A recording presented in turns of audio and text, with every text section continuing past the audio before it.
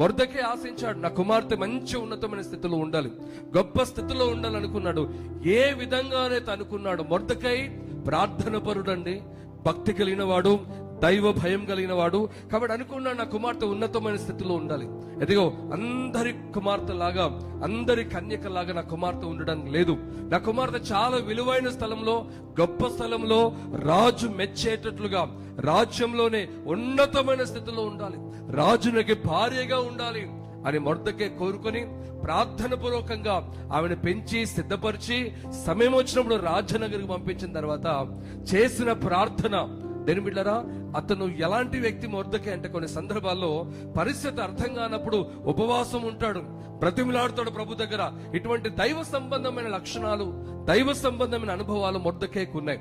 Mordecai పెంపకములో పెంచబడింది ఎస్తేరు కనుక ఎస్తేరు కూడా దైవ భయము కలిగిన అమ్మాయి, ఆమె కూడా ప్రార్థించే అమ్మాయి, ఉపవాసం ఉండే అమ్మాయి కనుక ఈ తండ్రి, ఈ యొక్క కుమార్తె, వీరిరువురు విషయాల్లో కూడా నమ్మకంగా దేవుడు వెంబడించే వారే ఉన్నారు కనుక దేని బిడ్డలారా, తండ్రి ఆశించినట్లుగా, కుమార్తెకి చెప్పి పంపించినట్లుగా ఒక ఉన్నతమైన స్థితిలోనికి ఎస్తేరును దేవుడు తీసుకొని వెళ్ళి ఉన్నాడు. చప్పట్లు కొట్టి మహిమపరచుదామా దేవునికి స్తోత్రం.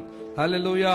నేనంటాను ఈ సందర్భంగా జస్ట్ నా మెసేజ్ కాకపోయినా ఒక మాట ఏంటంటే, పేరెంట్స్ గా తల్లిదండ్రులు దేని బిడ్డలారా, మీ పిల్లల భవిష్యత్తు బాగుండాలి, మీ పిల్లల జీవితాలు బాగుండాలి, అందరిలా కాకుండా ఉన్నతమైన స్థితిలో నా కుమార్తె కనబడాలి, ఉన్నతమైన అనుభవంలో నా కుమారుడు కనబడాలి, మంచి స్థితిలో ఇదిగో ఈ నగరిలో ఉన్నతమైన స్థలంలో ఉండాలి అని కోరిక కలిగి ఉంటే సరిపోదు.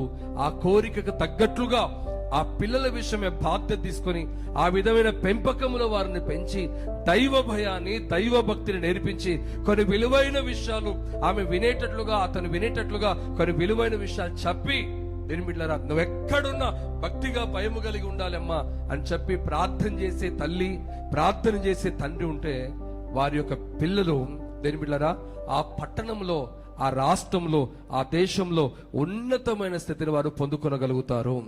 దేవునికి స్తోత్రం చెప్పండి. హల్లెలూయా. కాబట్టి ప్రత్యేకంగా పేరెంట్స్ అందరూ కూడా ప్రత్యేకంగా మనవి, మీ పిల్లల కొరకు మీరు ప్రార్థన చేయండి, మీ పిల్లల కొరకు భారం తీసుకొని ఉపవాసం ఉండి ప్రార్థన చేయండి, మొరపెట్టండి, నీ పిల్లల్ని దేవుని చేతికి అప్పగించండి. రాబోతున్న రోజుల్లో ఉన్నతమైన స్థితిని కలిగి నీ పిల్లలు ఒక దీవెనకరంగా, ఒలీవ మొక్కల్లాగా, ఒక ఆశీర్వాదకరమైన పిల్లలుగా నీ పిల్లలు మార్చబడతారు.